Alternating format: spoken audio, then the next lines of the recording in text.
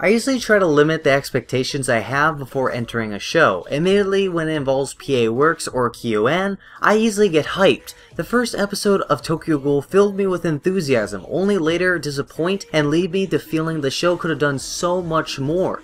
So, this is my review/rant on Tokyo Ghoul. Strangely, this isn't going to be a full review or an anime gone wrong. It's kind of a mixture of the two together. Anyways, let's get started. There is a subspecies of humans known as ghouls which is incapable of eating human food and must instead eat humans to get substance. In exchange, they get superhuman physical abilities and lots of cool powers. Ken Kaneki is a normal college student and is lured into a trap by a ghoul named Rize and is almost eaten, but is saved at the last second by a timely accident. He wakes up later to find his damaged internal organs were replaced by the ghoul of Rize. So he begins his new life as a half-human, half-ghoul outcast. Taking the details out and just looking at the broad picture, Tokyo Ghoul is unique for its own premise. It's the newest, hyper-edgy, violent show on the market, and from the aspect it has, delivers most of it just because of its popularity. I give it praise, and in no means do I not think it wasn't enjoyable to watch. It certainly was. But where my subjective enjoyment ends, there comes my objective look on how the anime performs. And there were little bits here and there of factors that did continue to float in my mind over the course of the entire season. While the premise seemed pretty psychological, exploring racial diversity and internal mental challenges, Tokyo Ghoul chose not to. The show took a violent approach with almost no backdrop story, apart from the alternative motives that were left in the dark for most of the time. It was the humans against ghouls and vice versa, showing it in the most brutal way, but without any emotional attachment. I remember Attack on Titan doing the same thing, usage of cliffhangers, so much so that it ruined the viewing experience. But Attack on Titan managed to build up the right momentum to pull the viewer for another ultraline pumping episode. Tokyo Ghoul just fails in that respect. Tokyo Ghoul created phony tension. The moment following up to the build-up weren't worth the wait and left the viewer unfulfilled. This formula was repeated every single episode and became tedious. As far as storytelling goes, the pacing is extremely fast, as the anime attempts to cover over 100 manga chapters and only a dozen episodes. Nothing lasts long enough for you to even care about. Even in terms of aesthetics, there's very little to hook you, besides a few cinematics here and there, and those are even ruined because of the ridiculous amount of censorship.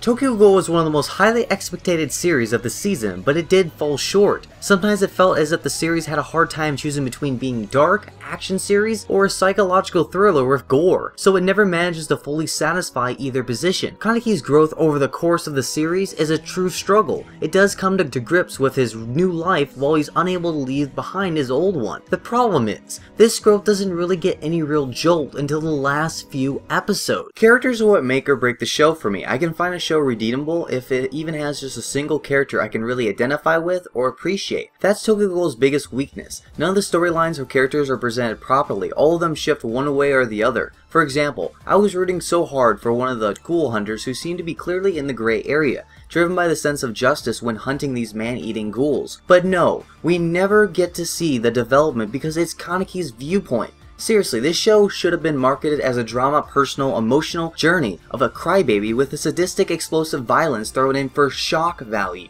I haven't been more disappointed on any anime aired this year thanks to its complete failure at telling its own story. None of the characters are ever fleshed out despite the subtle hints of their respective histories that are made from them who they are today. This is the one thing that the manga has way over the anime. Each side character do have their own stories and they do get developed in that. But in the anime, they don't show that whatsoever, which also does either affect or involve Kaneki. Tokyo Ghoul fails to bring out the sense of true struggle for survival and the fear of death that made Attack on Titan so popular. When you have a series based on gore, one would expect to find a cast that is not safe from death. The only characters that are actually threatened are civilian characters or the main antagonist, which takes away the entire aspect of the dark atmosphere that's supposed to make Tokyo Ghoul a thriller. The fights are also pretty exciting if you can see them uncensored.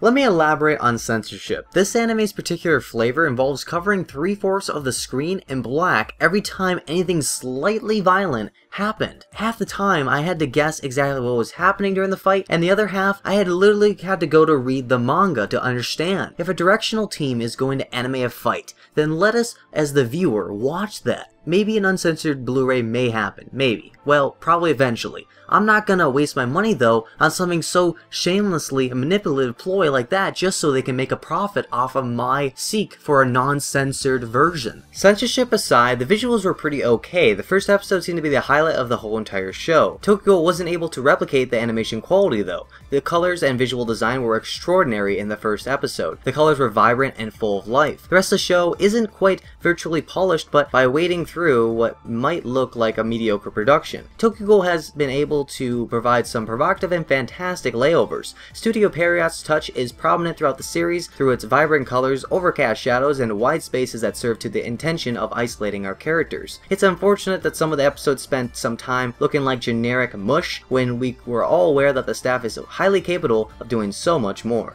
Sound was pretty okay for the most part. Sound direction in Tokyo Ghoul is a lot well put together. The series is adept at playing the right kind of music over a scene, and there's a lovely ambience to the misshapen feeding that happens quite often in the series. Sound effects and background music were decent, yet I will admit that the OP was perfect to set the tone for the anime in my opinion, but the ED didn't do all that much for me. Voice actors were pretty good overall. It took me a while to figure out that Kaneki and Inaho from L No Zero were voiced by the same person.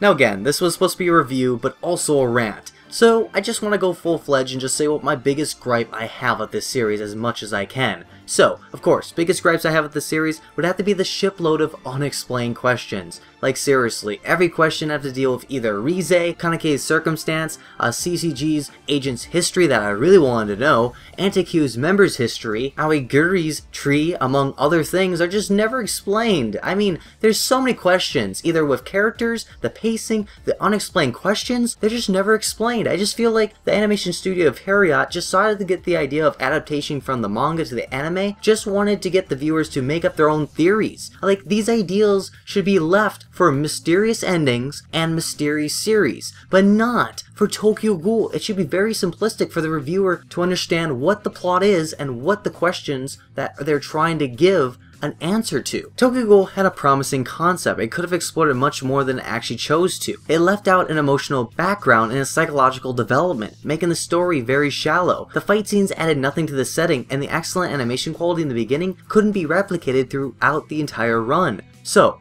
of course, from my story, characters, animation, sound, and personal enjoyment, I will have to say this, and I'm sorry to say it, but Tokyo Ghoul gets a 5.38 out of 10 for its mediocre performance for an anime. And I won't call it an anime gone wrong, but I will say, it is an anime that has a lot of flaws, and I don't think I can recommend this. You know, usually I end up doing my outro by saying comment down below on your thoughts and opinions of this anime, but I'm not really going to fully do that. I actually want to make a quick note just so I don't get any hateful comments on saying that I don't know this big information about Tokyo Ghoul. I do understand, there is a second season coming out. Some people have stated to me that I shouldn't make this review for the main purpose that Tokyo Ghoul Season 2 is just right around the corner, this fall season of 2015, but regardless, I don't think that really matters. I think I'm justifiable enough to give an actual review of a first season, since this is officially a first season. I think no anime deserves justification to just opt out of a first season review. So, if you guys do understand that, I just want to make that a quick note that I do understand there's a second season coming out. So, if you guys do understand this, please comment down below. If you guys differ from my review or my stance on how I feel with this anime, comment down below. I'm more than happy to give my viewpoints in a more simpler format, just so you guys understand more in the comment section below. So, anyways, my name is JcGreen, and I'll see you guys next time on my next anime-related video. Peace, guys.